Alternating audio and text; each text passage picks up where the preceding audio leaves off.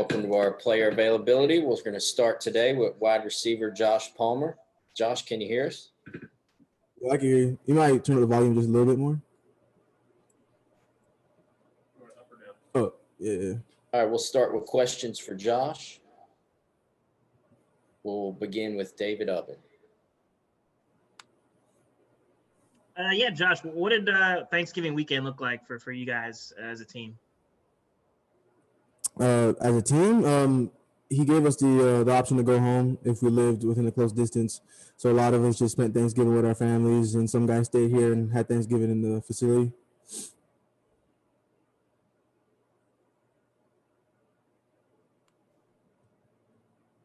We'll go to Jimmy Himes and Gustavo. Josh, you've only had a couple of games in like a 5-week period. Has that been difficult to adjust to that? A little bit, you get used to running a lot, and then when you get a lot of time off, it doesn't really it's hard to get your legs back. But I feel like with the breaks, we've been able to get our legs back under us, running a little bit more, especially this past week. We ran a little bit more, but I mean, we just come out to practice and we work hard, and that's what we do here. So a lot of the time it works out. So we should be good for game day. On the flip side, I wonder if you would have fresh legs going into this last 3-game stretch. Yeah, I would say so. Like I said before, the only difficult part is when you're not running and getting your legs back. But once you start running a little bit more, you start to get your legs back. So, we've been starting that this week, so it should be good on game day. Gustavo. Josh, you play against Florida 3 times. It's your senior year. How special it is to play against Florida at home? And I imagine you definitely feel this game you want to beat the rival. Yeah, I've always wanted to beat them. I never really understood the rivalry when I first came here as a freshman, but throughout the years, I've grown to, dislike Florida, but in a friendly way, in a competitive way. But it's always exciting to play Florida, and I look forward to the game. We'll go to Rob Lewis, then Rick Russo. Hey, Josh, with so much practice time and so few games in the last 3 or 4 weeks, where do you feel like the offense has maybe made the most improvement? Just understanding the game plan. We've had a lot of time to really sit down with Chaney and him just explaining to us the whys and why we're doing certain things and how we're supposed to do them. So I think with a lot of this time off, we've been able to understand what he wants out of us.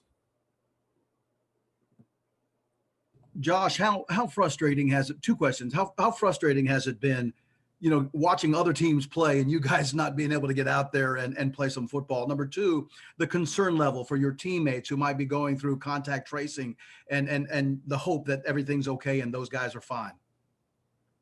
Mm-hmm. So to answer your first question, it's a little frustrating knowing that that we should be playing and seeing other teams play. But, I guess it's a blessing in disguise. We get more time to game plan, more time to understand the offense.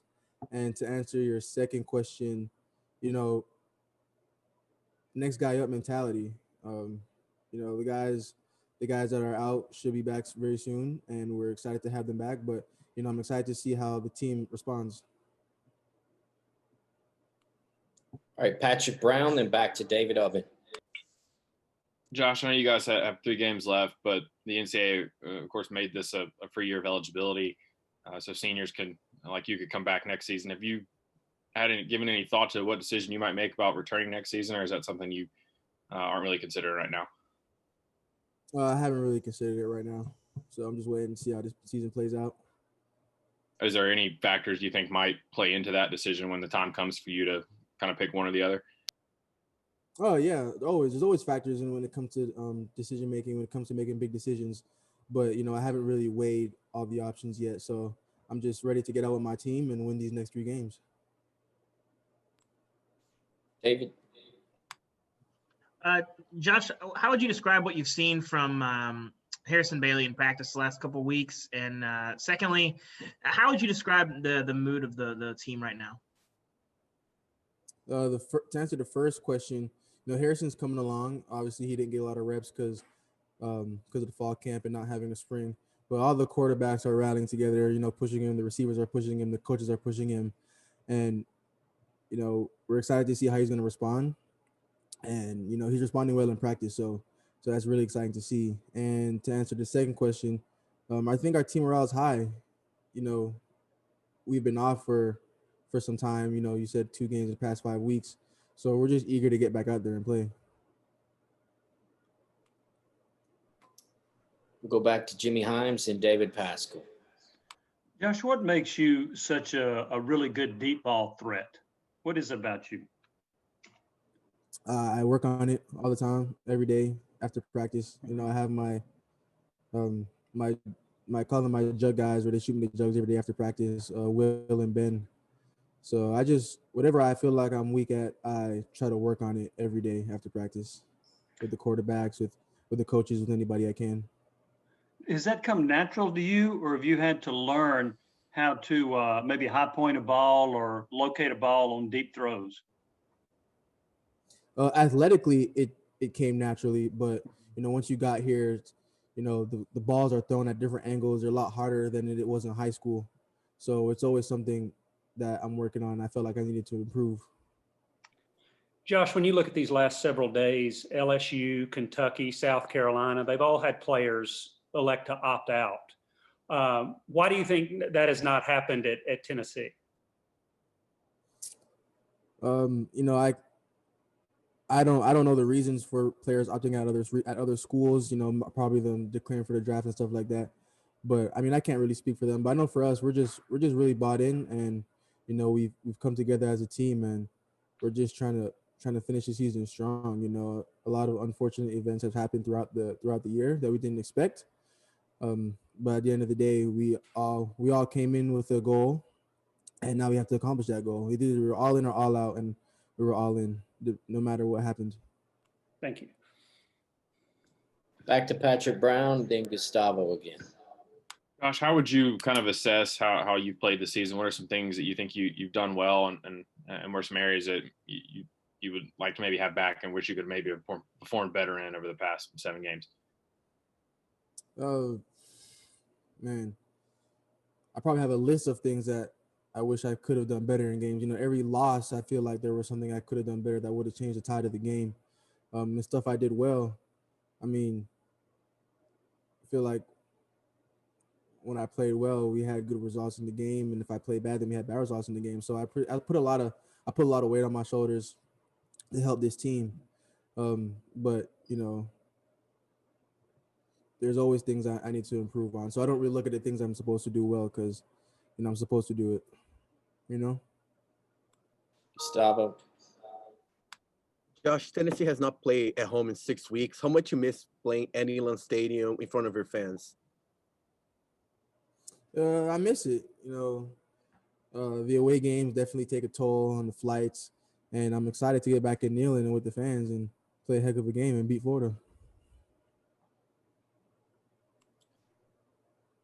2 more questions. We'll go Dan Harrelson, then back to Jimmy Himes. I see Blake, you raised your hand, but let's go Dan first. Hey, Josh, you mentioned the jug machines after practice. Is that something that you think helps with your footwork and timing?